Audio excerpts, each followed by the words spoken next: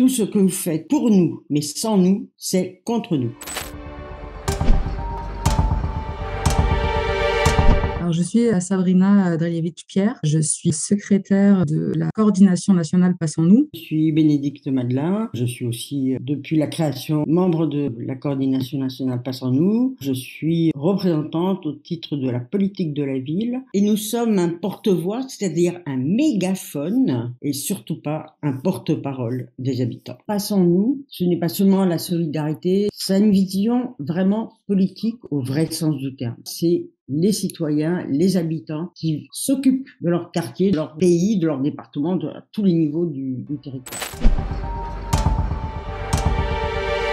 Les constats, c'est les mêmes que tout le monde peut faire. Il y a urgence. Tout le monde ne lit pas les rapports du GIEC qui sont trop longs, mais on lit tous des synthèses et ils sont très alarmants. Nous, on a fait un tour de France. On est parti dans 44 villes, plus de 73 quartiers. C'est une question qui revient dans la bouche des habitants. C'est un sujet qui les intéresse. Ils se sentent concernés parce qu'ils se sentent victimes, en fait, de la pollution, des problèmes écologiques. Et je dirais que c'est aussi une question qui touche en termes de santé. Et pour ça, en fait, ils se sentent particulièrement concernés. Et les constats, ils les font et ils voient surtout qu'on les culpabilise, eux, de ne pas faire assez, alors que eux jugent que les politiques ne jouent pas du tout leur rôle. C'est clair que c'est pas la première question qu'ils posent. La première question, c'est déjà leurs conditions de vie, leur logement, l'absence d'emploi, le pouvoir d'achat. Ils sont bien conscients qu'effectivement, tous les prix des produits de première nécessité n'arrêtent pas d'augmenter. Ils sont conscients du réchauffement climatique. Beaucoup de demandes, par exemple, on voudrait manger sain. Les gens sont conscients de tous ces dysfonctionnements, même s'ils ne le verbalisent pas de la même manière que un certain nombre de militants. La justice sociale n'est pas différente de la justice climatique et de la justice écologique.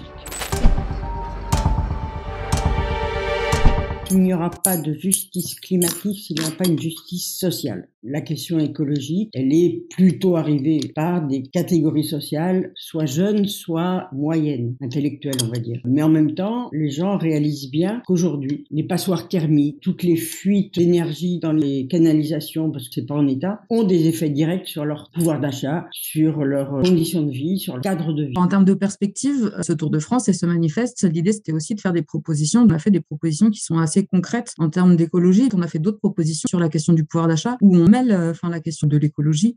Par exemple, quand on parle de la sécurité alimentaire, qui est un processus pour faire de la nourriture un bien de première nécessité gratuit, c'est aussi en fait pas donner n'importe quoi à manger, c'est donner des produits bio, donner des produits locaux conventionnés. Et il y a d'autres propositions sur le thème de l'écologie. Par exemple, créer des maisons de la transition dans tous les territoires qui seraient des garantes des politiques qui seraient mises en place, notamment en termes de politique de la rue, et qui auraient le pouvoir de dire si oui ou non un projet est viable et pourrait mettre son veto, qui serait aussi là pour évaluer les politiques qui seraient mises en place, y compris des politiques sociales mises en place par la CAF, par la sécurité sociale, qui, elles, ont les moyens de faire des politiques qui soient beaucoup plus en respect avec l'environnement. Elles auraient en fait ce rôle de veille et de pouvoir faire en sorte que ces politiques soient vraiment dans une logique écologique et durable. Effectivement, du fait de tous les projets de l'ANRU, à partir du moment où on va reconstruire, comment faire en sorte que ça devienne des modèles de quartiers durables, respectueux des habitants, respectueux des conditions de vie, respectueux du futur, d'une certaine manière. Je propose, par exemple, que dès l'école, la question de l'écologie soit prise en compte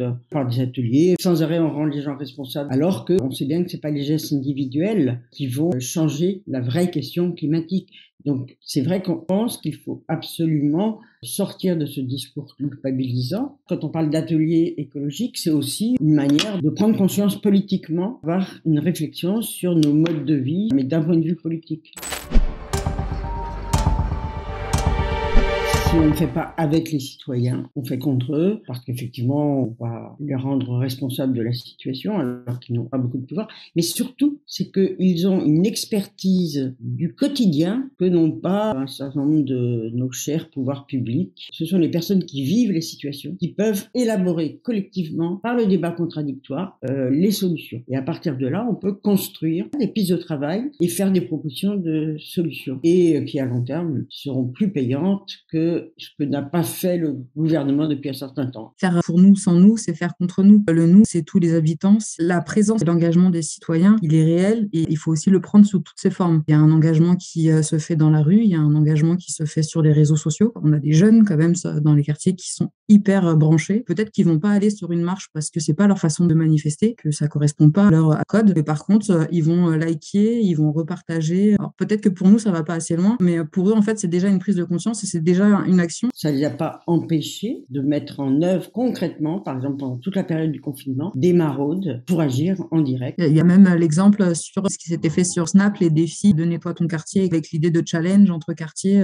qui allaient le faire, mobiliser et comment ça allait se passer. Ensuite, sur les maisons de la transition écologique, il y a une place qui est faite. Nous, on demande à ce qu'il y ait un collège habitant. Pour nous, on ne peut pas avancer si on fait sans les habitants et que ça soit à n'importe quel niveau, que ça soit au plus petit niveau, au niveau local ou que ce soit au plus haut niveau, au niveau de l'État. On ne parle pas de citoyens, mais d'habitants, parce que en fait, le tout n'est pas d'avoir forcément la petite carte qui permet aujourd'hui d'aller voter. C'est juste le fait d'être habitant, c'est déjà quelque chose en soi et du coup, ça donne déjà le droit de donner son avis.